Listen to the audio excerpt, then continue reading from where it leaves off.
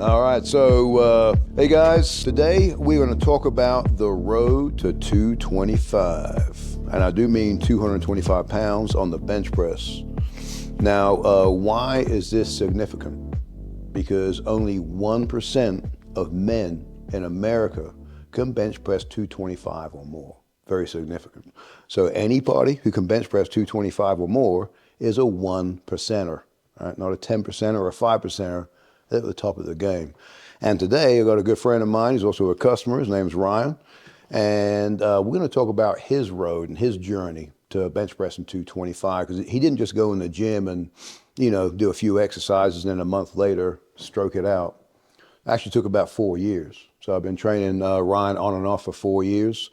And so about 6 months ago, Ryan, you came to me, and what was your goal? I had a goal to gain a bunch of weight, gain a bunch of strength, and hit 225. That's right. That's right, man. And so in the beginning when we started off with this, what were you benching? 185? Yeah. I think it was maxing 185 at the time. Yeah. So that's a 40-pound gain, right? Pretty quickly too. I mean, 6 months, 40 pounds. That's over 5 a month. Yep, that is. And that's it. It's a progression, right? So that's one of the things I want to talk to people about. People think they can jump into a gym and then just start bench pressing, right? So it makes sense. If I want to get strong at bench press, I'm just going to bench press, and that's all I need to do. I don't need to do anything else, really. But once we were starting to work out with you, what did you feel when you were bench pressing? Where did you feel those weaknesses? When I first started, Yeah. probably all over. Yeah.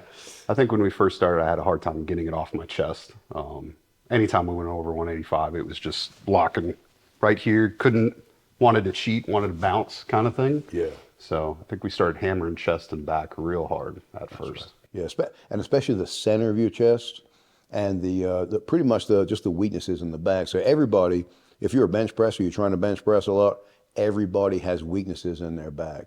I don't care who you are, how strong you are, how good of an athlete you are.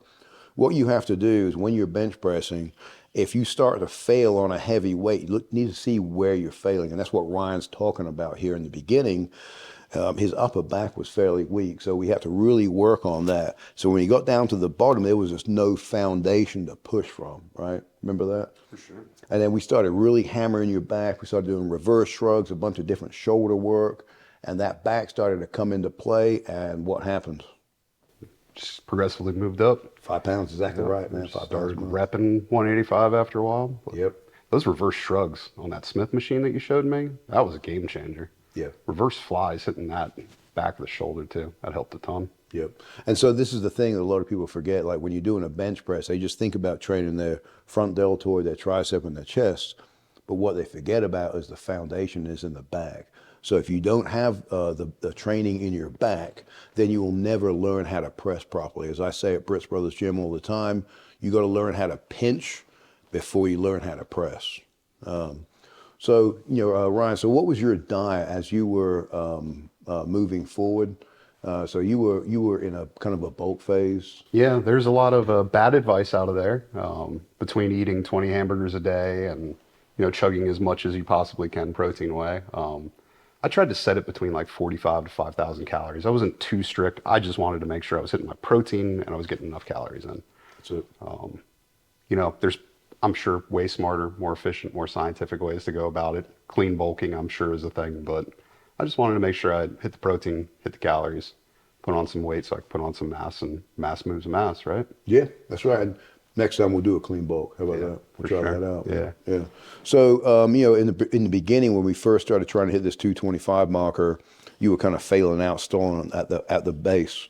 And then we started training upper back more, hit, reverse shrugs on the Smith, some other movements. And then what was happening after that? Got stuck right when my tricep kicked in. That's it, man. So that was the long head of the tricep, right? And so this is another part that we have to look at in the bench press. Once you get your upper back, the foundation set, you have to realize if your chest is strong enough to push it halfway up, it's now the long head of the tricep that's going to finish that movement. If you're weak in the long head of the tricep, you are not going to lock that sucker out. So if you're a bench press and you find yourself stalling right 3/4 of the way, You need to train the long head of your tricep. And so we did this for, probably about 4 or 5 months. We really hammered the long head, right? Yeah, the tricep was surprisingly or unsurprisingly a little more difficult for me. I think a lot of people tend to just grab the ropes and do push downs, and that I just never felt that in the right way. Yeah. So we had to get creative about what we were doing. Yeah. A lot of overhead kind of stuff, a lot of skull crushing kind of stuff.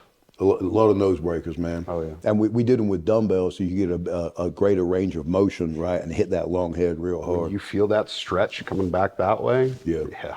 Heck yeah, man. Yeah. So what's your next goal on bench press? I think right now I could probably hit 245, but Yeah. I think I want to go into a cut for a little while and kind of undo some of the damage I've been doing. And, Get ready for summer? I guess so, yeah. Yeah. So what we'll do to let everyone know, what we're going to do is adjust Ryan's training, and as he's cutting down, we're going to really focus again on the upper back, long head of the tricep, and for him, the center of the chest. And that's where, when we come back with these bodybuilding movements, and then we start putting a lot more protein and calories into your system, that's when I don't think you're going to get just 245. I think you get 275 next time. I think that's what you're capable of. That would be killer. I got some long arms, so. Yeah, man. That's what we're going to hit, the long head of the triceps. Got to finish that movement every time, man. All right, guys. Well, hey, if you want to bench press 225 and be a 1%er like my boy Ryan right here, you know where to come. Brit Brothers Gym.